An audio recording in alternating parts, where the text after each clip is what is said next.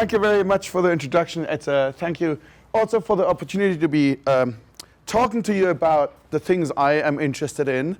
And so I like both collecting them and doing research on things without oxygen. And that's why quite often so the subtitle for my talk is The Gray, the Black, and the Ugly. And once I managed, when I was more technologically savvy, to actually have the music of The Good, the Bad, and Ugly play as I start. But then when I tried it, I couldn't ever get it to work again. And so the motto for my interest really is that oxygen turns good minerals bad. And when you guys go out there and you see all these wonderful secondary minerals, I think, God, all those amazing sulfides that had to be destroyed to make all that stuff. It's terrible. It's such a shame. You may see a nice azurite or something, and I just think there were some wonderful copper sulfides that had to give their life to make these things. And so, yeah, for me, it's quite a tragic sight out there largely. So just so you have my perspective. And I will return to this at the end again. So this is a list of more or less of the minerals that, sort of taken from MinDat largely, that are sort of without oxygen. I will not talk about every individual one of those because I think that would get incredibly tedious, and even I would bore myself at some point. What I did show on the list is the ones highlighted with star are the ones that are tight minerals from Tsumeb, and so you can see that there's, so altogether there's 60-ish oxygen-free species, at least listed on MinDat, out of about 300 total. So 20% of the mineral species, roughly, at Tsumeb, are without oxygen. So those are good minerals. Then it's actually the type locality for only 4 minerals with no oxygen, in contrast to 72 total. So there's actually surprisingly very few type minerals with no oxygen from there. And that, from my perspective, is surprising because it actually has amazing mineralogy because you have, what I did in bold are minerals that contain germanium. And so actually of the minerals that have no oxygen, the sulfides here, there's a whole number of ones that contain germanium. And actually it is about half of all the germanium sulfides that are known are found in Tsumeb. And I think that reflects that even in the sulfide assembly, all the non-oxidized stuff, there's really a lot of interesting things that are going on. Again, I won't talk about all of these either. I'll just sort of go through that, but just sort of give you my perspective of how I look at Tsumeb and why I think there may be even more to be discovered in the in the sulfidic assemblage. And in fact, a few of those minerals were discovered not too long ago. Well, that's all a matter of perspective, but calvertite, micanite, Ovamboite are, moderately recent discoveries when people actually started looking at material that already had been found by some of the earlier researchers. They had labeled all kinds of things as interesting things. There was this tungsten-containing colloidite, and then for a long time nobody believed in it, and suddenly it actually is a mineral. So I think there's still a lot to be discovered there as well. And I'll start now into going through some of them. Obviously, the one that probably most people are very familiar with, and I don't want to necessarily show nice photos of these, is tenantite. And what I want to point out, so this is just some example I found from the Mirror Museum, so I reference where the photos from, I hope. Tenantite, actually, the whole Tenantite group, how many people in the room know that the whole Fallor group was redefined by the IMA? Anybody raise your hand? A few people. It is remarkably painful now, because there are lots of different species, and there's there's now a tenantite zinc, and the official formula is this one. So there's zinc in it, and there's like S12 and S for anybody who's interested, and I can talk later why that is. So the tenantite from Tsumeb, for sure there's tenantite zinc. That exists for sure, but what I don't know, and I haven't looked enough, is whether there's also other ones. There's tenantite iron perhaps as a species, and what I also don't know, but I could imagine, is that there perhaps could be argentotenantite as well as Tsumeb. I don't know. There actually are even the possibility for Fallors with germanium in them, but I don't know whether people have ever really tried to look into that very much. And so that's probably the most common one, tenantite, and most people know that. And again, not particularly exciting. One of the things I find a little more interesting are there's a whole variety of different pseudomorphs. But for example, I really think these pseudomorphs of tenantite after azurite are very nice. There's also some that are pseudomorphs after enargite. And now that's going to take us to the next mineral. So here we have copper 3, arsenic, sulfur 3.25. A chemically very similar species is enargite, which I don't know whether I say that right in English anyway, but that's neither here nor there. And I showed a specimen here on the left that has all these striated crystals of fresh enargite, and then there's a bunch of other forms it appears in. There's one on the right that I found that I thought looked very nice from Neil Lupesco and Mindat as coated with smithsonite, but to me that's a very, I admit, I sort of say I don't like things that look nice. I do appreciate them. I just feel sorry for the sulfides. But I can appreciate that they are aesthetic specimens. So the enargite, which chemically is remarkably similar in many ways to tenantite, except it sort of has more sulfur, has a very different structure as well. And one of the things that's interesting about enargite, I'll talk about something soon. Remember the enargite, and then there's chalcocite. Chalcocite's super common. In a way, it's boring, and I call it chalcocite in sort of apostrophes because it's quite often a mixture of different sulfides, and it becomes quite painful to really analyze what it is. And whether it's worth doing that is a totally different question. But I actually chose this photo that's on Tsumeb.com because I'm going to show you another hexagonal crystal shortly that I worked on that surprised me a lot. So you can sort of see here sort of this hexagonal looking, oh, I'm supposed to use this pointer to point that out, right? There's a hexagonal shaped crystal. I forgot about this. I forget lots of things, and it's good to remind me of things, as for example, Raquel knows. So it has lots of different things in it. So this shape, pretty typical, nothing particularly exciting about it. Chalcocite, and then I got a specimen. I actually found this specimen in, ooh. Does that signify the end of my talk? Well done. There's a little mechanism here. When we're done, when people think the talk's long enough, you just bring the curtain down, as you will. I like that. That's pretty savvy.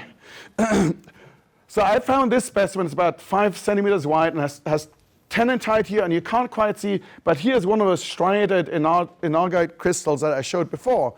And I actually found it in the Crystal Classics wholesale section, I don't know, for like $35 or something, and I thought it looked interesting.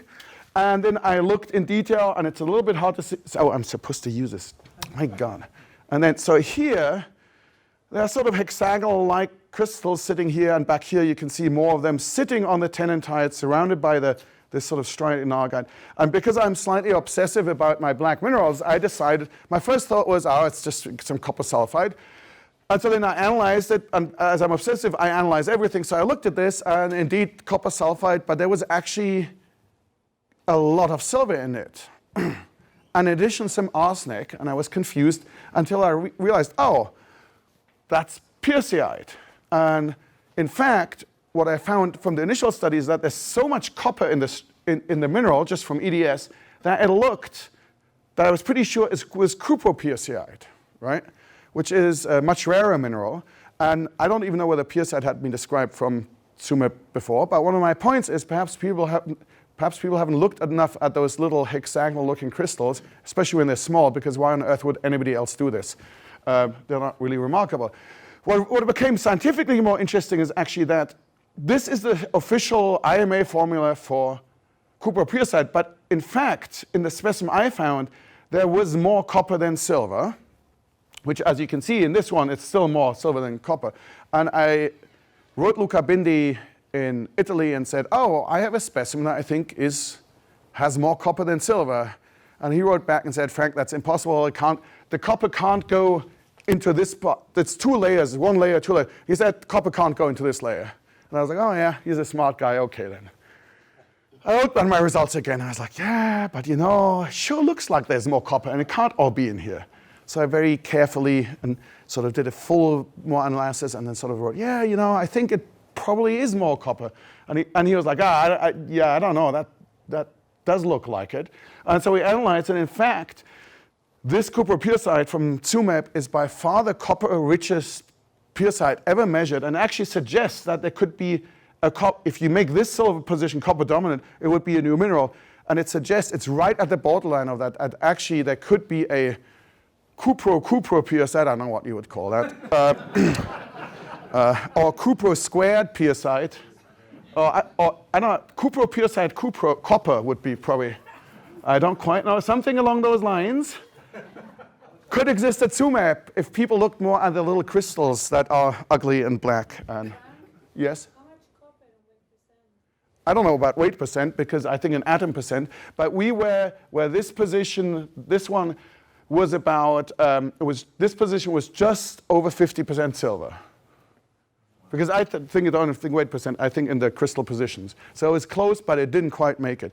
And in addition, if you look at the polished mount of this on the right-hand side, you can see there's these zones that are much brighter, and you can see the scale here. This is one of those crystals that we made a polished section of, an electron microscope picture, and you can see these bright zones, and these bright zones are actually cupro-polybasite, which is a lot rarer than cupro-piercite. So in fact, both of these species, especially cupro-polybasite, I would say is a very rare species, is on that piece, and I can't imagine it's just one of those pieces. I think it's just that people haven't looked enough detail at these specimens. So that's with the enargite and something that seemed to look like chalcocite. And then the other one I want to talk about, which also goes in that direction, back with this. So even if it looks, and if you look in detail, you can actually see that the striations are different. If I go back and the zoomed in, you can sort of, woo, slow down. What am I doing here? This has triangular striations sort of in the centers. It may be hard to see, but that already, when you look at it, you realize that actually is clearly a polybasite group mineral. It can't be chalcocite at all. So after that, there's also these weird chalcocites, and we just talked outside with some people. There's these striated chalcocites and sort of elongated chalcocites of various type that also, and these are photos from Tom Loomis's site, that are not uncommon at all. And for example, I got a specimen labeled Stibnite that actually turned out to be these elongated chalcocite crystals.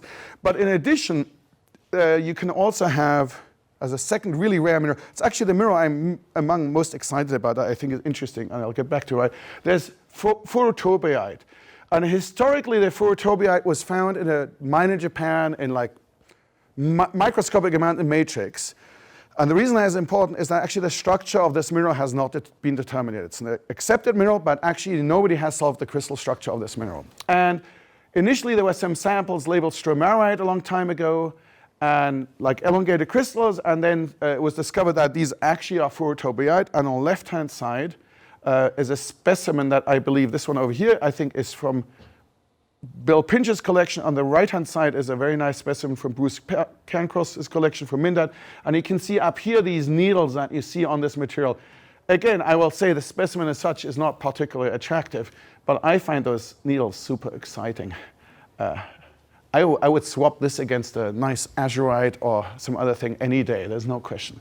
One thing you can see here in detail is that there's a crystal here that has these steps on it, right? And I can virtually guarantee that that's a chalcocite crystal. And then you have these crystals here which are striated, and those are the furotobiyite crystals. And so if it's like that, you can sort of distinguish, but then there are other chalcocites that it becomes really hard to distinguish these two. But I think absolutely the world's best furotobiites come from Tsumeb. There is no discussion about that. That's absolutely clear. The world's best cupro-piercites do not come from Tsumeb as far as I know, because from Sabah in Kazakhstan, there are pieces with nice big crystals over a centimeter that you can get. But this is amazing, and the thing I actually, to put it in context again a little bit with Bill Pinch, is this, I believe, and you can confirm this perhaps, Mark, this is, I think, in Bill's collection, or Mark knows, right? Yes. Yes. And so I have been wanting to solve the crystal structure for a tobiyite, but I would love to do it on a specimen that came from Bill's collection. And so if this all works out the way, I hope it will, that, as Raquel said, I already know one specimen that we're going to analyze to solve a crystal structure, and I want to do it on a specimen from Bill's collection. And I hope that no other researchers out there are now going to try to scoop me on doing the structure for a tobiyite, because I think it'd be a nice tribute to Bill to do it on his specimen. And here's another. This is a close-up of this area on the specimen.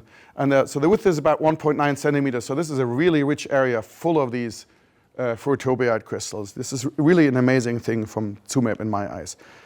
Then, of course, there are other germanium minerals. And there's, of course, Germanite. And this is a photo I took from the MIM website again, and it shows these tetrahedral crystals that are about 6 millimeters of Germanite in a druze. And then there's some, in the description of the MIM, it actually mentions some horrible minerals containing oxygen that are remarkable as well. But I refuse to mention them. So the world's best Germanite crystals, I think, also clearly come from Tsumeb. There are some nice other material, other places, but really by far the best that I'm aware of. Anything I say is always what I'm aware of. There's lots of things in the world I'm not aware of, so take that with a grain of salt. Then there's, of course, renierite, another germanium mineral. One thing that's interesting that allows one to distinguish these with chemistry, for example, is here you have iron to germanium 1:1, and in this one you have iron to germanium is significantly higher. And this is just some random example of a typical germanium-bearing ore that I took from Mindat. And on the right-hand side, you can see some small crystals. There are small renierite crystals that definitely exist at Tsumeb as well. Now, one of the things that I like to do is take a sample like this, and then you make a polished mount of that. And you can actually see that when people just write germanite or renierite on the specimen, in many cases, these occur intimately intergrown. You can sort of see these two colors. There's this sort of I think color is always a thing that's very subjective. There's sort of the more orangey that has the R for renierite, and then there's sort of, in a sense, perhaps slightly purplish gray things, and that's germanite. And so you can see if people just label these specimens as one thing, in most cases, these are not one thing. They are many different phases together. And in fact, that's where the next one comes in, ovamboite, woo, slow down, which is actually closely related to germanite. And you take one of these rocks and you make a polished section, and again, what you see here is there's this area which is, if you look, in some sense grayer than the germanite, but it actually is surrounded by germanite and renierite, and the bright stuff is tenantite. So one of the problems with these materials is that unless you make a polished section and look in detail what's in there, it's really hard to give it just some name, because probably it's a whole slew of different things. And I think that is true also for some secondary minerals. I believe, for example, the gallobudantite, at least the one I've analyzed, was very zoned and had all kinds of different mineral phases in it. So that does appear, and I think that makes it a little bit hard from a collector's perspective to just put one name on it. And I will say ovamboite, all these three, germanite, renierite, and even ovamboite are quite common. I would say about half the polished sections I've made of germanium bearing or contain ovamboite. So it's actually really quite common material. But I think you can't just label a specimen of ovamboite because it's usually only a small part of the matrix. But it's not at all uncommon. And again, this was something that people early on had noticed, that there was this tungsten bearing, there's tungsten in this, that there was tungsten bearing variations of germanite they had discovered, but at some point people thought this was not right. Here's a mineral that is now the opposite. This is extremely rare. Extremely, extremely rare. And it's a really weird mineral. The chemistry and everything is kind of odd. It's sort of nearly from a chemistry point, it's just a copper sulfide with a little bit of germanium, but it gives a very different structure. And as far as I know, there's only one actual specimen. That's the original gallobudantite specimen that in the matrix has this amazing mineral. And so just to be clear, what I'm trying to say with that is you have this really rare secondary mineral, and probably everyone wants to have gallobudantite because it's pretty rare. But even that matrix, which may not look pretty, has lots of interesting stuff in it. And what you see in this one is, this is from Chris Stanley, and also, I think also in publication. You have renierite, so that's not so exciting. And then you have these little stringers of chalcocite, and then the rest of that whole matrix consists actually of calvertite. And that is a little chip from that specimen, and I made a polished section to look what was in it. And it's amazing. This specimen is incredibly rich in calvertite, but it's the only one that at least I am aware of. And again, if people started looking more at their matrices, perhaps one would find a few more, but perhaps not, I don't know. And I think I'm actually getting close to the end. And so one of the things I will say, there's these selenites. Selenites are actually among my favorite metallic minerals. And there are a very small number of selenites at Tsumeb. But the problem is the selenite material is being destroyed by this horrible, annoying stuff like plumbosalite and munakataite. And I know it looks pretty, but this is destroying the stuff I'm interested in. And so to me, the fact that this is there is actually a tragedy, because again, it shows that, yes, you guys may all want to have a plumbosalite or Munakatite, but to me, again, this is a rather a sad sight. And down here is a specimen. And so what I want to do with that specimen is put it in like a polished section, with epoxy and look at the matrix. But I sort of have a feeling that it's going to be challenging to convince the person who has this to perhaps put a little bit chip of it so one can make a polished section. Good luck getting it. I know. Just the chip of the matrix. So that, think about the gallobudantite. If nobody had looked at the matrix, nobody would have found the calvertite. See the possibilities. Who cares about the pretty stuff? Anyway, and I think that's actually the end of what I was going to talk about. So what I was going to say is, I understand that these gray minerals in some sense are not as attractive, but I actually really think that in Tsumeb, even in that matrix, there's still a lot to be discovered. Just by looking at you have this really complex, interesting mix of germanium, there's even tin there, there's something that has mercury. I think studying more polished section, I think there's quite a bit of possibility of finding more interesting things. And so I encourage everybody to sacrifice little pieces of matrix and send them to me or others for analysis. And I'll end with that. And happy to take any questions now or later.